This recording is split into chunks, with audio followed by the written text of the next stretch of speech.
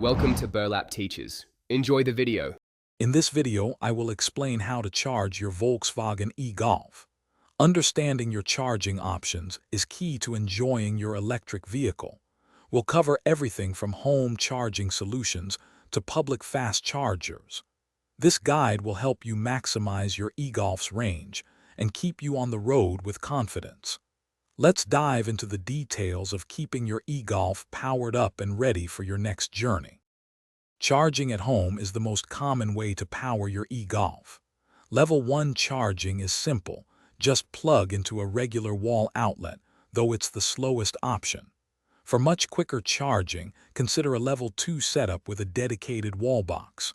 This uses a 240-volt connection, similar to a clothes dryer, and can fully charge your car overnight. It's a great investment for daily driving. Hey everyone, if you're finding this guide on charging your e-Golf helpful, please hit that like button and subscribe for more great content. Quick recommendation. If you're looking to supercharge your financial future, check out The Simple Path to Wealth *. It's a fantastic book that can truly change how you think about money. You can find the link to the book and other deals in the description. Now let's get back to the video.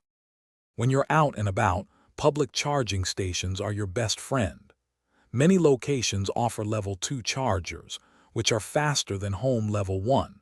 For the quickest top-ups, look for DC fast charging stations. These can charge your e-Golf to 80% in about 30 minutes. Use your e-Golf's navigation system or a charging app to easily find available stations near you. To extend your e-Golf's battery life, it's often best not to charge to 100% every single time. Aim for around 80% for daily use. Also, keeping your car plugged in when parked, especially in extreme temperatures, helps maintain battery health. Always ensure you're using the correct charging cables and equipment to guarantee both safety and efficient charging for your vehicle. Thanks for watching. Consider subscribing if this video helped you.